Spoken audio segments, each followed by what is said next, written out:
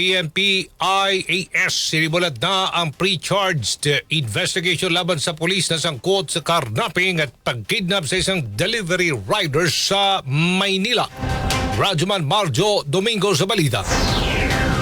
Sa pulong balitaan na ginanap sa Campo Crame, siniwalat ng biktimang delivery rider na binuksya umano ng pulis na may kasamang 7 individual at dinala ang kanyang sasakyan sa Cavite kung saan iba na ang pinag-drive. Ayon sa kanya, pinick up nila ang mga malalaking kable na galing umano sa isang manhole at tila mula sa isang illegal na gawain. Nang matapos ang nasabing pag-pick up ay dinala ang mga nasabing kinuhang kable sa Muntinlupa para pagputol-putulin. Pagkatapos nito ay pinasakay ang mga tauhan ng pulis sa sasakyan delivery rider at ang delivery rider na rin ang inutusang magmaneho kung saan sinempohan ito na idiretso sa police station ang sasakyan pagdating ng Maynila at dito na naganap ang arestuhan. Naaresto na rin naman agad ang nasabing pulis na may ranggong police staff sergeant matapos ang hot pursuit operation at napag-alaman ng miyembro ito ng forensic group ng MPD.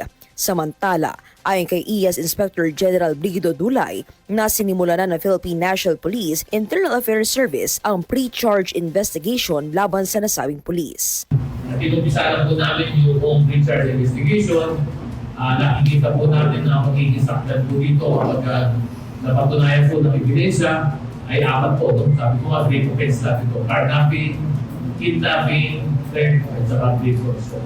Sakaling patunayan na pagkakasangkot ay nahaharap sa administratibong kaso ang nasabing pulis at kapareho nito nahaharap sa kriminal na kaso ang 7 pa nitong kasamahan na kinabibilangan ng 3 menor de edad. Kasama mo sa DZXL RMN Manila, Rajuman Marjo Domingo, Tatak Arimen.